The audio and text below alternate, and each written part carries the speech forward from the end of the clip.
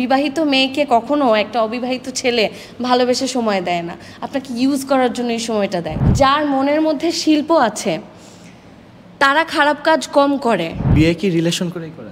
হ্যাঁ। সেক্ষেত্রে আপনার মা এমনকি আপনার বাবাকে ছাড়া তো কখনো বাইরে বেরোন না, সেক্ষেত্রে কিভাবে আপনারা দেখা করতেন? সব বলে দিব। দেখা করতাম। আমাদের প্রেমটা আসলে মানে কি বলবো, আমরা কিছুটা পুরনো দিনের প্রেমের একটা অনুভূতি পেয়েছি, কারণ আমি তো সবসময় খুব আমার আব্বু আম্মু আমাকে চোখে চোখে দেখে দেখে রাখতো, আর অনেক রেস্ট্রিকশনস এখনও রাখে। এটা আমার সেফটির জন্য, সেফটি অ্যান্ড সিকিউরিটি। তো এখন আবার প্রেম থেকে সেফটি সিকিউরিটি না, এখন হচ্ছে গিয়ে আমি বাইরে যাচ্ছি একা, কোথাও একা আমি কোথাও যাই না। আমি বিয়ের আগেও একা কোথাও যেতাম না, বিয়ের পরেও হয় মা থাকে নয় জামাই থাকে। সো আমি আসলে একা এখনও কোথাওই যাই না, বিকজ আমি পারি না, আমি একা চলতে পারি না আর কি। তো তখন আসলে এত রেস্ট্রিকশন ছিল, আমি কখনো ফোনে কথা বলতে পারতাম না। ভিডিও কলে যখন কথা বলতাম, আমার জামাই আর আমি ইশারায় কথা বলতাম ভিডিও কলে, এইভাবে আর কি প্রেম করতাম। মানে ইশারায় ভিডিও, একবার ইশারায় কথা বলতে গিয়ে আম্মুর কাছে ধরাও খাইছি।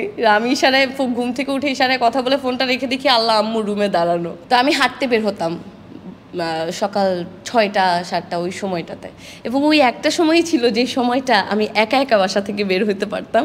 তো ওই হাঁটতে বের হওয়ার সময়টাতে আমার জামাই চলে আসতো, আমরা দেখা করতাম। এই ভোরবেলা ঘুম থেকে উঠে বেচারা কষ্ট করে আসতো, এই চুরি করে একটু দেখা করে রাস্তায় হেঁটে দেখা করতাম, হয়তো বাদাম খেলাম, চা খেলাম, বাসে চলে গেলাম। এভাবে আর কি আমরা ভালোই তো 2 বছরের উপর সময় এভাবেই কাটছে, মানে চুরি করে করে প্রেম করে। এই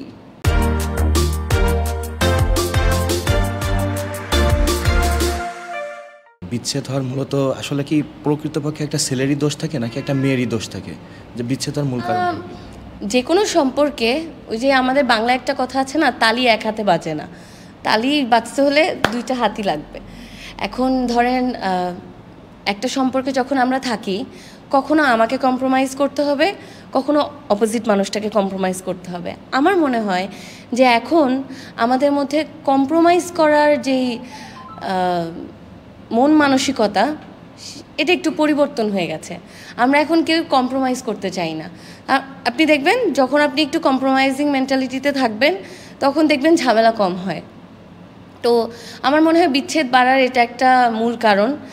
আরেকটা কারণ হচ্ছে এখন সব কিছু সবার হাতের মুঠোয়, সবাই এখন সব কিছু মানে যে যা চাচ্ছে, যখন যা চাচ্ছে তাই পাচ্ছে। আর আরেকটা ব্যাপার বলতে গেলে হয়তো আমাকে অনেকে গালিগালাজ করতে পারেন, গালিগালাজ অবশ্য আপনারা কম করেন না, সো করেন, সমস্যা কি বলি।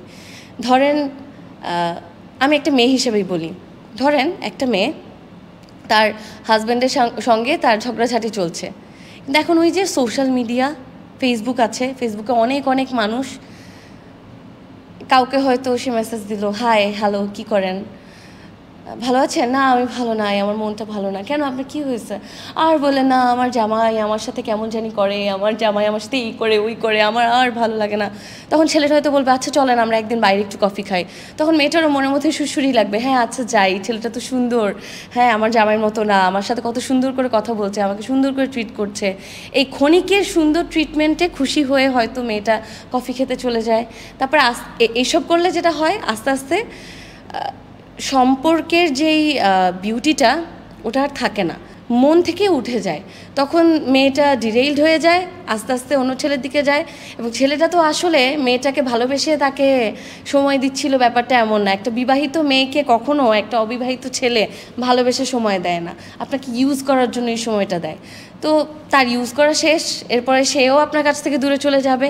আপনার যেটা হবে, আপনি জামাইকেও হারাইলেন, অন্য কাউকেও পাইলেন না, আপনি আলটিমেটলি একা।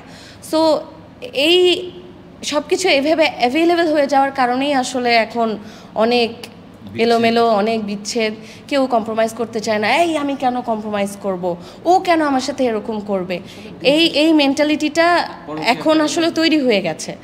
এগুলো আস্তে আস্তে এগুলো নিজের কাছে, নিজে বদলে গেলেই সব কিছু বদলে যাবে। পরকীয়া এখন অনেক হয়। হ্যাঁ, মজার ব্যাপার হচ্ছে কি, এই যে আপনি আমার কথা শুনছেন, কারণ আমি হয়তো এই অঙ্গনে কাজ করি বলে আমি ক্যামেরার সামনে কথা বলছি, হ্যাঁ, কিন্তু আপনি দেখবেন মিডিয়ার বাইরে এগুলো অনেক বেশি হয়, অন্যান্য প্রফেশনেও এগুলো হয়। হ্যাঁ, বাসায় বউ আছে কিন্তু অফিসে কলিগের সাথে প্রেম করতেছে, বাসায় জামাই আছে কিন্তু অফিসে কলিগের সাথে প্রেম করছে। তো এগুলো এখন সব প্রফেশনে হয়, শুধু মিডিয়ার মানুষদেরটা ফোকাসড হয়। আমি একটা জিনিস বিশ্বাস করি, যারা শিল্পী, যার মনের মধ্যে শিল্প আছে, তারা খারাপ কাজ কম করে। যার মনে শিল্প নাই, যে শিল্পী না, সে আসলে খারাপ কাজ অনেক সহজে করতে পারে। শিল্পীরা একটা খারাপ কাজ করার আগে 10 বার চিন্তা করে, এই কাজটাকে আমি করব, এটাকে আমার করা ঠিক হবে কি হবে না। সো আসলে মিডিয়ার বাইরে খারাপ কাজ হয়, মিডিয়ার ভেতরেও হয়। ভালো খারাপ আপনি যেখানেই যাবেন সেখানেই পাবেন, শুধু আমাদেরটা একটু ফুটে উঠে আপনাদের সামনে আসে, আপনারাও কথা বলার সুযোগ পান, ভাইরাল হয়, রিলস শেয়ার নেন, এই মামা দেখছোস কি হয়েছে, এই আর কি।